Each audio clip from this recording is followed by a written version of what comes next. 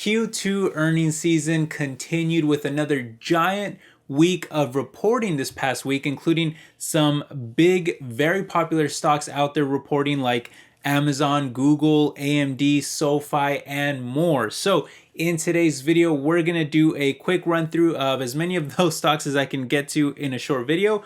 I'll give you my quick opinion on each one, let you know how the stock market and Wall Street reacted to their earnings reports, and I'll even tell you if I consider any of these to be a buy after reporting earnings. So it's going to be a ton of fun. I hope you guys enjoy the video, and if you're enjoying the channel, please subscribe. It really helps me out a lot. It keeps this channel alive, so thank you for all the support. But with that said, let's go ahead and jump straight into it. Alright, now as per usual, we'll be going in chronological order here. I can't cover every stock in the market, but I did pull up some of the most popular ones that caught my eye this past week, including SoFi for Monday. We have AMD and Pfizer for Tuesday. Then we have Scott's Miracle-Gro for Wednesday, which I've been getting a ton of comments asking about that one, so that should be a fun one to look at there.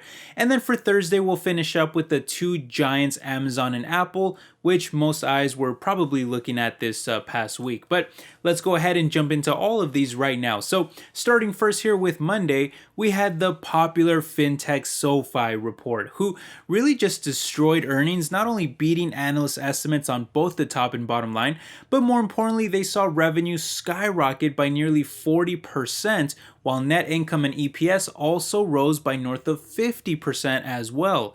And to top it all off, they even raised their guidance for the full year, as they noted that even during the weak economy and following the collapse of Silicon Valley Bank and others, SoFi is actually seeing an increase to their loans volume and deposits, which is a very encouraging sign.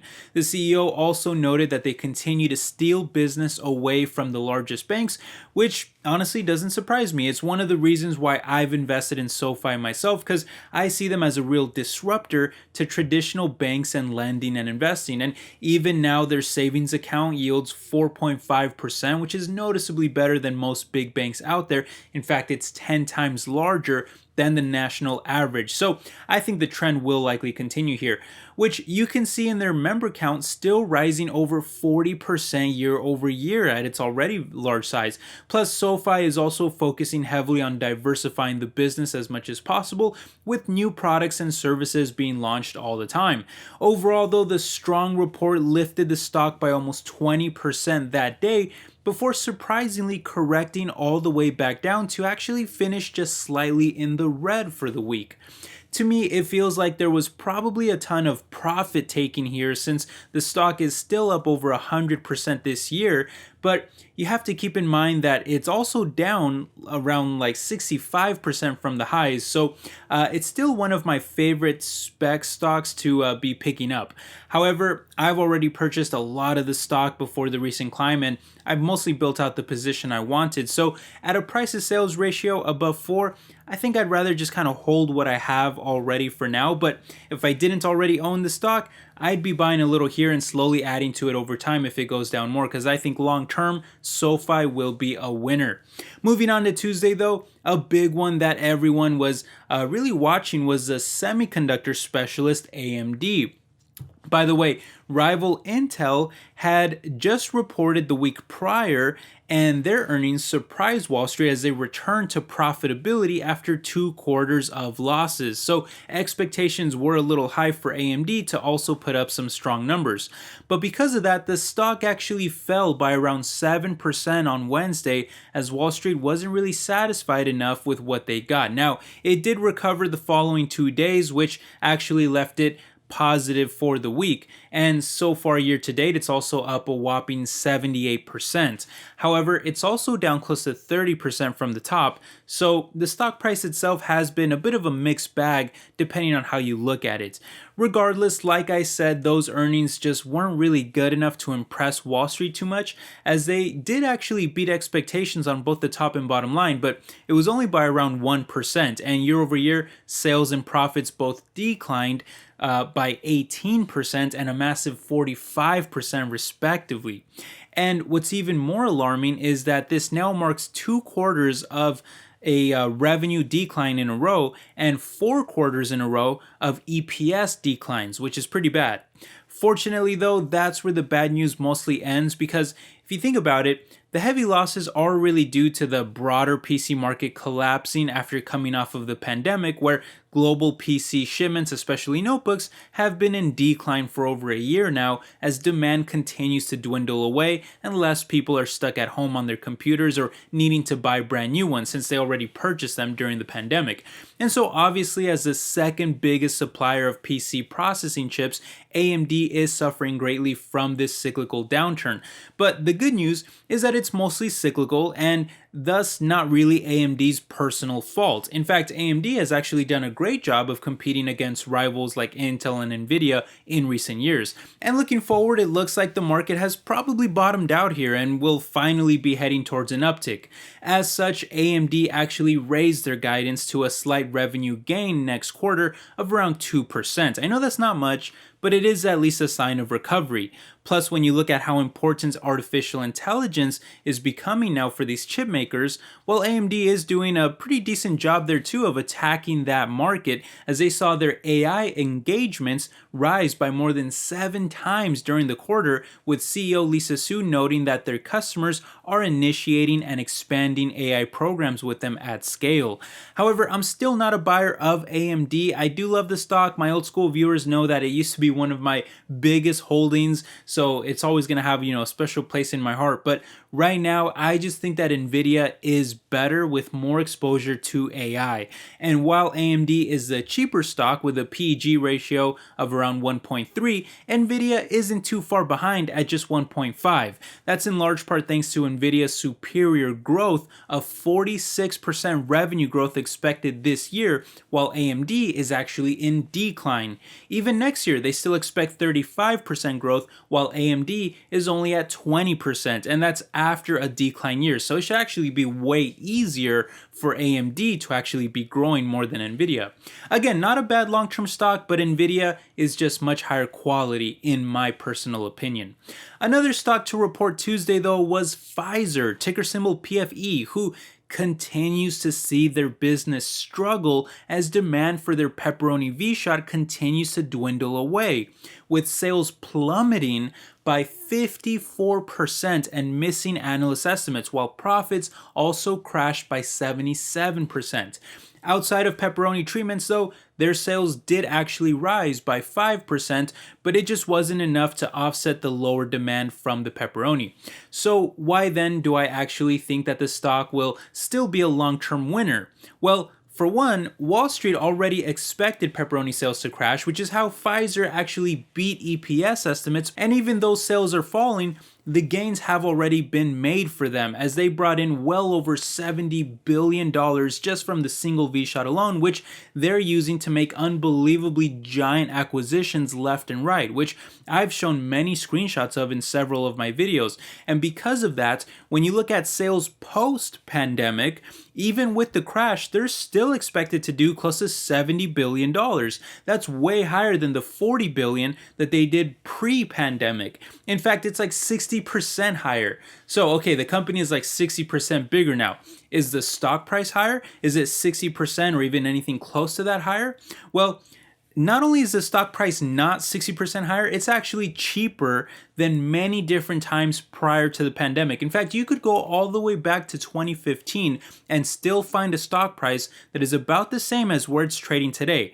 That's pretty crazy for what is now the biggest pure play biotech pharmaceutical company in the world. And yet they actually trade like 60% cheaper than the sector on a PE ratio basis. And the dividend has also now risen up to over 4.6%, with still a pretty low payout ratio. So, look, the company is very controversial depending on your personal beliefs about the pandemic and everything else going on these days. But just from a stock perspective alone, I just think it's pretty undervalued here. At least that's what it looks like to me. But I've been buying a little bit of the stock myself. All right, guys, moving on to Wednesday, we've got the world leader in garden and lawn care products with Scott's Miracle-Gro, ticker symbol SMG, which I not only own myself, but it's a stock that I got tons of comments asking about it this week because the stock got absolutely wrecked after they reported earnings, dropping by about 20% this week. Now, having said that, it's still up over 17% year to date, and because I bought so heavily in the low 40s, I'm actually still up on my position by over 30% today. But overall, SMG stock is currently down close to 80% from the top, following that huge run up that they had during the pandemic, where everyone was staying home and working on their lawns and gardens. Plus, the whole canned leaf market, hopefully you know what I'm referring to, can't really say it here on YouTube, but the canned leaf market has also been deteriorating since then too, which SMG has a lot of exposure to through their Hawthorne division. In fact, the struggling can market was actually the biggest reason for their poor earnings, as Hawthorne sales plummeted by 40%, which caused overall sales to also fall by 6%. And of course, they also missed analyst estimates too, and they even lowered their full year guidance as a result.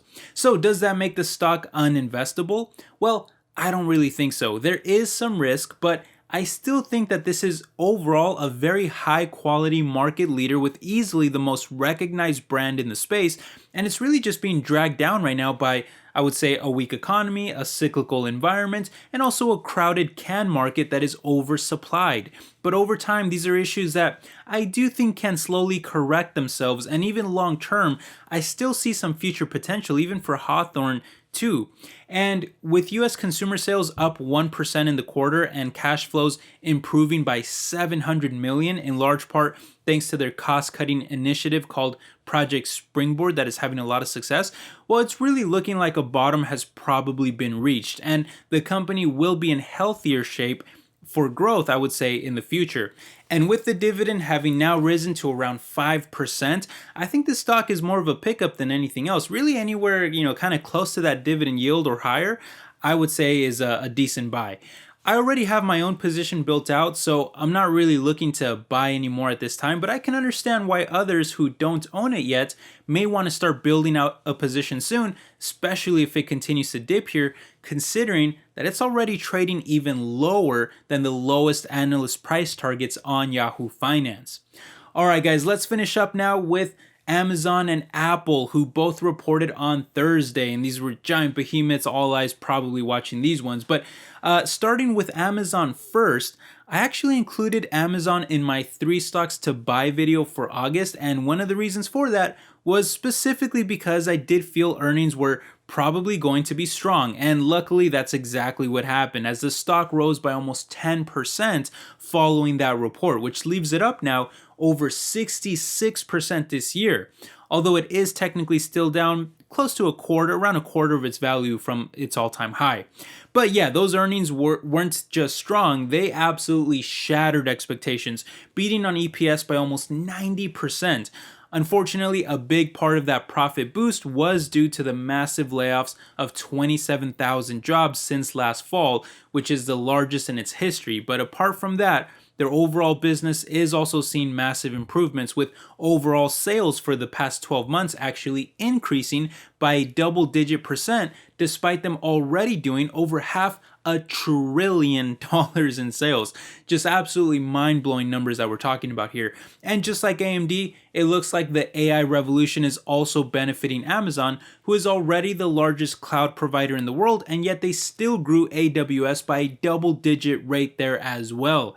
And they even raised their guidance for the third quarter, which will also include numbers from their recent Prime Day event that broke a new record high for the most sales in the company's history. So look, I already have my position built out. It's usually like my 3rd or 4th largest stock in my portfolio. But for anyone not yet in the stock, I'm not really sure what you're waiting for. I mean, I've even bought some stock and it's already my largest, and I still see potential in it. I think long term, I see a lot of promise with Amazon as a massive behemoth. And finally, we had Apple reports, who, unlike the high growth of Amazon, they're instead going through a bit of a correction period driven by weaker demand for iPhones, which tends to be a very cyclical part of their business, as iPhone sales actually declined by 2% in the quarter, with Mac and iPad also seeing even bigger drops as well, which altogether dragged their overall sales by just around 1% down, although EPS still managed to grow by 5%. Perhaps more important though is that they also guided for another decline next quarter, which would then make it 4 quarters in a row of revenue drops. Kind of crazy to see 4 consecutive quarters of declining sales for what is actually the most highly valued company in the world and almost a $3 trillion market cap. Still, it wasn't all bad news, as services are largely picking up the slack with an 8% increase in services revenue to a new record high, driven by over 1 billion subscriptions in total, which is helping them remain one of the most profitable companies in the world with really good margins. Still, that wasn't enough to lift the stock as it fell by about 7% for the week. I do have a small position in Apple myself, but considering that it's already trading near an all-time high, I really have no plans to buy any more shares at this time, as I just think there's much cheaper and more attractive stocks out there, like Google, for example, who also has a growing product lineup with their Pixel brand, but has a cheaper valuation and also has a more diversified business, in my opinion. I also agree heavily with comments from an AJ Bell analyst who had this to say about Apple's current state. Quote, "The services arm provides a welcome cushion to the group, but Apple still needs to revive hardware sales growth. Otherwise, the market is going to worry about the next generation of customers to join its ecosphere. It is time for Apple to launch something new and innovative, not just another variation of its core products." And yeah, I fully agree with that. I think it's time for Apple to take more risk, bring something new to their lineup. I mean, I know they have the new augmented reality headset, but at $3,500, it's more than 3 times the price of the most expensive offering from Meta. So I just think that's way too expensive to generate any meaningful growth for them. I think the bigger growth driver could be a foldable or flippable iPhone, but that's likely still a ways away too. So right now, I'm just kind of watching Apple stock without very much excitement. Anyway, that's going to just about do it for this week's update. Let me know your thoughts down below on all these stocks. What are you doing out there in the market? I'd love to hear from you. And make sure you tune in for next weekend's earnings update too, because we have even more reports coming from some just as popular stocks out there like Palantir, Disney, Alibaba, and more. So you won't want to miss that. But anyway, thanks again for stopping by. Thank you for all the support, my friends. I hope you're all doing well. And I will catch you in the next video. Take care, everybody. Bye-bye.